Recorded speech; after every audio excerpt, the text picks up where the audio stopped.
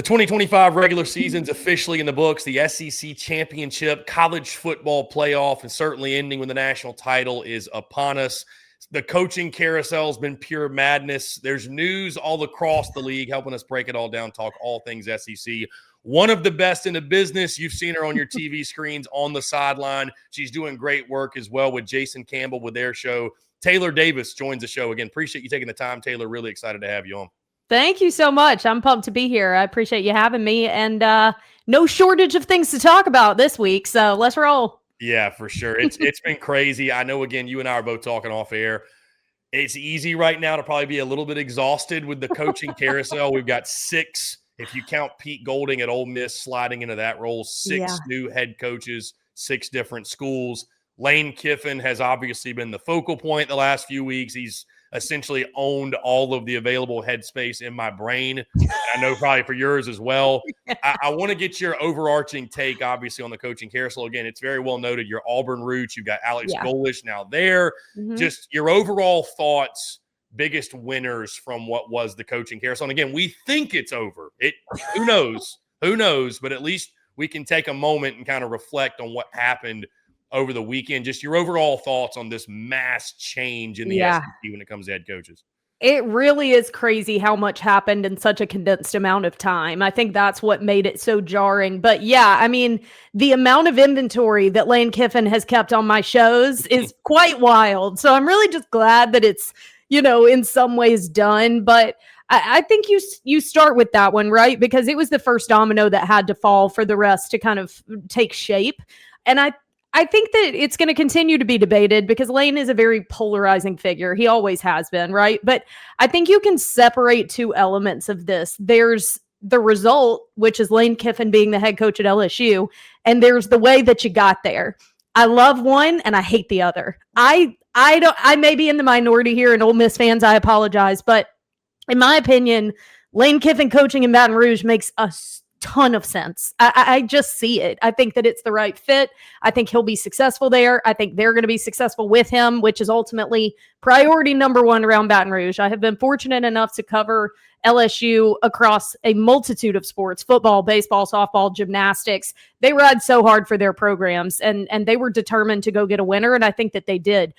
On the flip side of that, I hate the way this entire process happened. I really did. And I think it played so well into the negative narratives around Lane Kiffin and some of the way he goes about things and some of the selfish natures and some of his decisions and continuing to kind of like toy with it in ways really made it feel more shady than it had to be. Because at the end of the day, LSU gave him a crazy offer that everyone can admit you're going to consider, and you are sitting there as the top candidate in your industry, bar none. You're going to hear everyone out. And LSU was a great opportunity for him, and he ultimately chose to do it. I can separate that from the fact that the way it all went down really was not ideal, and I didn't like it. And I understand the emotions flaring. Kind of similar with Auburn, things started to feel a bit tense and temperamental in the 11th hour, which I don't love. I think when you look at all of these, Chris, like, I can point to flaws in all of the searches. I mean, Arkansas was almost locked in with Golesh, and then they let it get out, and it pissed him off, and he backed off. Florida, I mean, Scott Strickland is basically being held to the fire with this hire because they're all mad and felt like Lane Kiffin was heading to Gainesville, and now they're up in arms about John Sumrall. There's literally people with bags on their head protesting Ryan Silverfield's hire in Fayetteville. So none of it was executed flawlessly, and I think that you can point to all of that. I will say, I think LSU and Lane make a lot of sense. I think John Sumrall is going to be successful. I've been very vocal about backing him. And I think Alex Golesh is the right fit at Auburn. So I think when all the cards fell and the dust settled, these programs ended up with really great candidates. I think Will Stein is going to reinvigorate Kentucky a little bit, provide a very new energy after the Stoops era comes to an end. So I don't hate any of these partnerships. I got to tell you, I think the results are really compelling. I think the way that they went about it, kind of across the landscape of it, is a little rocky. And has anyone checked on Penn State? Because what the frick are you doing? Certainly a lot of talk, Taylor, of the calendar, the way that impacted all of this. We're getting more news, too, that From the LSU Ole Miss side, which again, that's just been pure chaos on the timeline. Charlie Weiss Jr. apparently is going to go back to Ole Miss, coach the playoff, which I don't really understand if he's going to be employed by LSU when you wouldn't let Lane do it. Why are you letting him do it? I don't know. It's just a big dysfunctional relationship between the two. And I do agree with everything you said. I think every one of these hires in their own respect, a roll of the dice, but they were all going to be a little bit of a roll of the dice. But I think all of them, for the most part, really good fits. Agreed. Across the league, and obviously so much more that goes into it and them having success than just them with this new era of college football. Taylor, like we were saying, there are actually games. It feels like the SEC title game is just getting completely overshadowed. How about that? I'll be in Atlanta for it. The funny thing about it is it's kind of like Thanos said, you couldn't live with your own failures. Where did it bring you back to me? Because it's Georgia and Alabama all over again. we are literally just any thoughts on the SEC championship game? This is a game that a lot of people are saying that conference title weekend has lost its luster. What does it really mean? I think for these two programs, that does not apply. And I think especially when you think about the bigger picture, college football playoffs, seeding, especially if, we're starting to have all the debates. We're seeing Steve Sarkisian lobbying. Vandy's putting out their PDF files on Twitter about why they should be in. Yeah. Alabama with a loss, if they do lose, it's going to be really, really interesting. So there's a lot on the line there. Georgia can get a bye. Yeah. Your thoughts on the game and just what the impact will be for the playoff based on what happens? Yeah, I think the committee could potentially be in a really tough spot because you don't want to set the precedent of the very thing you've tried to deny, that conference championships are no longer going to matter and that you would potentially punish a team for playing an extra game. They don't want to do that. I think if Georgia wins, the way in which Alabama loses is going to be important. I think if they go in and absolutely get blown out, you are forcing the committee's hand because so many of those teams, like you mentioned, Vanderbilt, Texas, that are sitting right there, have a more compelling argument. And if Alabama limps into the championship, because I'm not going to lie, coming out of Auburn, they looked banged up. They got the win, but I mean, Ty Simpson took a ton of hits in that game. Jam Miller left on crutches. I don't know if he's even available this week. I don't know if that's officially been reported yet, but you're down a little bit. I don't know what the deal is with Ryan Williams, why he wasn't a factor. He was barely targeted in that game, and Cuevas has been out for weeks. So if you limp into the SEC championship and Georgia dominates you, I don't know that the committee is going to have enough of an argument to keep Alabama in, even though they're going to want to, the brand and what they have done this year. But Vandy and Texas are looking like they're peaking toward the end as opposed to Alabama that's been limping to the finish line. So I think that the way that they lose would come into consideration unless it's a close one and things like that. I think Alabama will be in if that's the case. But I would argue, I totally agree. As monotonous as this matchup seems, I think it's the third time in the last 5 years that these are the two determining an SEC title. I think that the history and the tradition continues to live on. And I would say this year in particular, Chris, I mean, that title means a hell of a lot in the landscape of college football because of how much parity has existed. Like, Vanderbilt's a tough freaking team. Texas is a tough team. Oklahoma is tough. Like, you look across the board, you're being challenged week in and week out. I would argue this is one of the strongest years, top to bottom, that the SEC has had. And yes, my Tigers and Mississippi State, maybe not putting up as much of a fight, but I digress.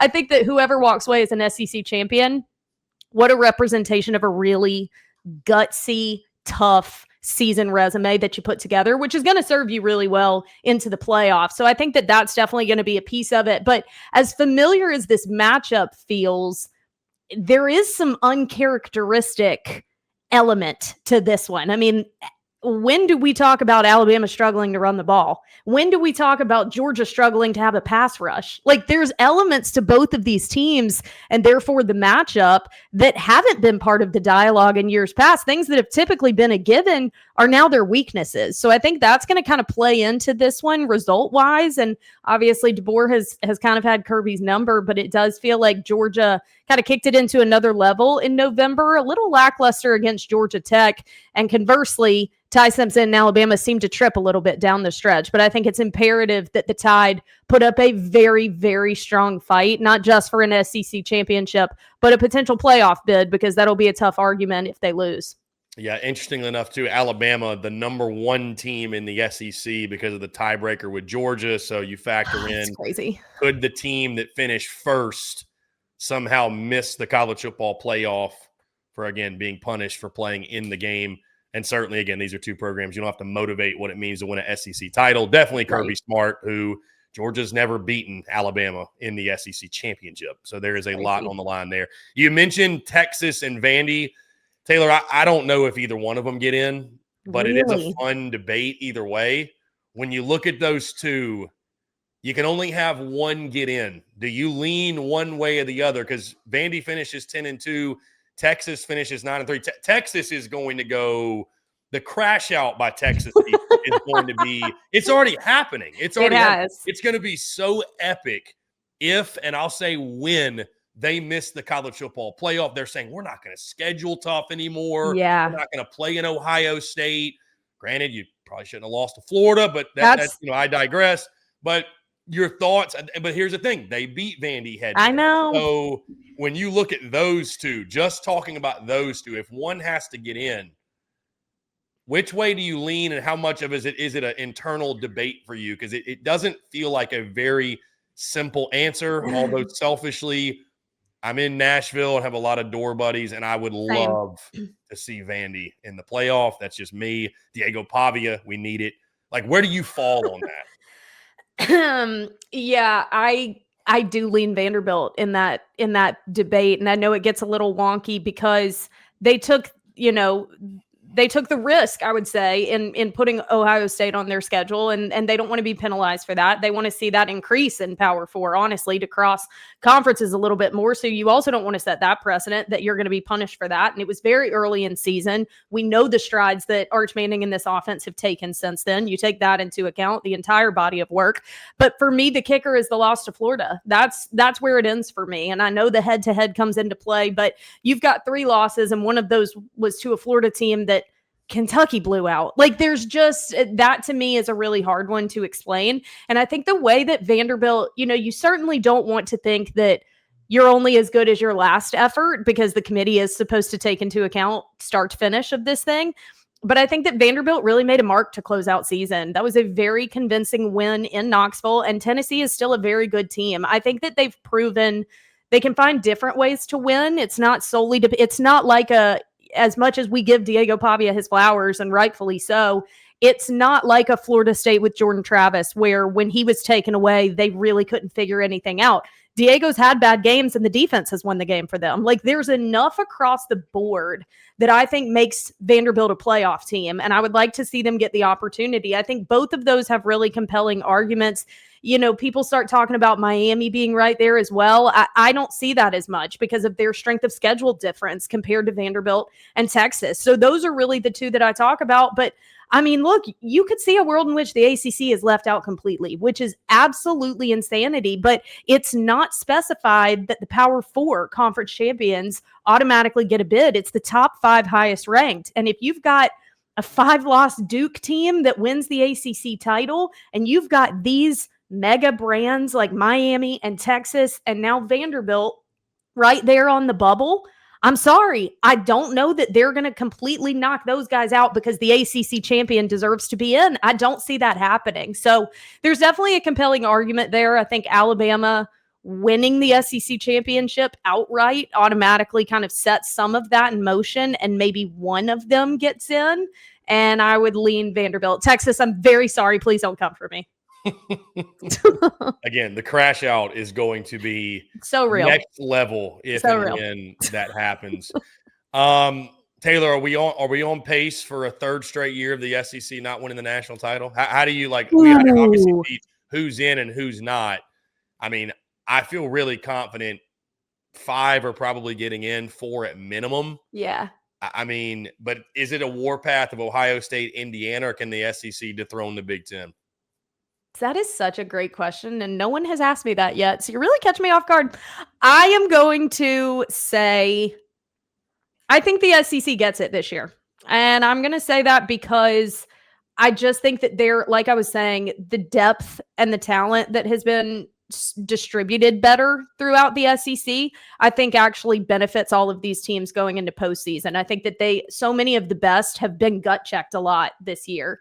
And I think that Ohio State, Indiana is going to give us a better kind of idea of where they're at, but Indiana hasn't been challenged as much. They've had very comfortable wins to blowouts majority of the season. Ohio State's been tested a bit more, and obviously that early game to Texas was a true test, but I think that the SEC will find a way. What's interesting to me is I was very, very sold on Texas A&M. And I'm not saying I've pulled back on that entirely. I have been president of the Mike Elko fan club since he was at Duke and I covered him. So like, I believe in what they've got, and the firepower on that offense is tough. But how'd you slip? How'd you slip right there when an SEC championship is within your grasp? Like, you are it. You've got absolutely everything. Their defensive line, I don't know where they found these guys. Like, this is a different level.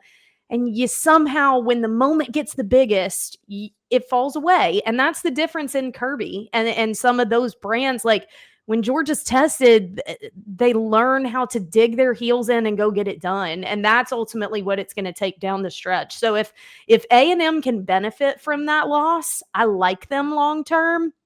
But as far as mental fortitude and just championship demeanor, I mean, it's hard not to look to Kirby Smart in Georgia. The Auburn in me hates that, but it is the truth. Yeah, it's going to be interesting. I hope you are right. I would love a reason to go to a national title game down in Miami. That would be a very fun January trip to make. Heck yeah. Taylor, let me see if I can throw another one at you that you're not prepared for. Oh, so we're a couple years, obviously, in this NIL portal thing. It has obviously evolved tremendously since 2021, for better or for worse. Yeah. We're in our second year of the 16-team SEC, no divisions, what have you. The 12-team college football playoff, year 2 of that. That's obviously evolved since last year. When you look at the state of college football, in your opinion, what needs to be fixed, if anything? Like, if you had like a priority list of, hey, we need to tie up these loose ends, we need to get rid of this, we need to add, is there anything that jumps out to you specifically? Because college football is a beautiful thing. Like, the beautiful thing about it is Saturdays are still Saturdays. Like, we still love the game days. The drama's at an all-time high. You know, for us, what we do, like, it's great because there's content galore. There's always stuff going on. Some of it, I don't know if it's really for the best of the sport, but so there's good and bad with it. Like, is there anything you look at? Does college football need to be fixed? And if so, what are some of the things you look at that you're like top priority that they need to focus in on? Yeah, I mean, I certainly think that it has been a bit of the Wild West for a few years because so much change was put out there at the same time with very minimal direction, no blueprint of how to implement it. I think the attempt at the revenue sharing is trying to get a gauge on that. They're going to have to put a cap on it. Like, some of these flippant monetary, there is absolutely no tracking of it, no limits of it, and it's a totally different ball game from university to university, unless you're going to try and get into a bit more of contingencies and contracts and expectations and that, which is just getting really in the weeds. But what's very top of mind right now, and I think it has to be because of what we've been dealing with lately, is the calendar, Chris. I mean, signing day being tomorrow, when 6 SEC schools have a new head coach as of 48 hours ago, is madness. And now the transfer portal window is going to happen January 2nd. Most of the teams that could potentially be looking to add major impact pieces are still playing ball at that point. It is a calendar that makes absolutely no sense. The fact that coaches that are planning for a conference championship game are having to participate in National Signing Day tomorrow makes no sense. Like, the way the calendar is set up, it played, I'm not blaming it, I know a lot of people are, but it played a role in the Lane Kiffin fiasco. It played a role in the dramatization of the coaching carousel because it had to expedite the process, and it's going to be at the detriment of some of these programs that are now potentially playing 2, 3, 4 more games without their head coach. So I think the calendar, first and foremost, and some of these dates, some of the structure around the schedule is going to have to change. We expanded the season. I mean, the past 2 years, we've had 14 regular season weeks instead of 13. So the calendar makes no sense for what all is transpiring given when the deadlines are for all of those. So I think, and I would be surprised if that isn't dealt with fairly quickly, because I think the chaos of this year made everyone realize how impactful it is. So calendar first, and then eventually some of this NIL madness is going to have to get arms around it. So we'll see whenever Josh Pate becomes the commissioner what he does. Bring back the traditional signing day. I agree. I miss February signing day. Actually, I do too. So, yeah, used to be like a national holiday. Now it's just a. I know. I agree. It's a shame. It's a shame. Taylor Davis, ESPN, one of the best in the business. Taylor, I really appreciate you taking the time. This was awesome. Again, you got a lot going on. Let folks know where they can find you and just everything, all the great work you're doing. Yes. Well, thank you so much. I really did appreciate you having me on. You can find me on social media, all social media platforms at Taylor Beth Davis. I got a common name, so I had to throw the middle name in there, Taylor Beth Davis. My podcast with Auburn great and NFL alum Jason Campbell. We are SEC State of Mind, wherever you get your podcasts or video format on YouTube. And then this weekend, I will be calling the MAC championship game, which I'm super hyped about. Miami of Ohio against Western Michigan. We will kick noon Eastern live on ESPN. Awesome. Taylor, you're the best. I appreciate it. Let's definitely do it again soon. Yes, anytime. Thank you for having me, Chris.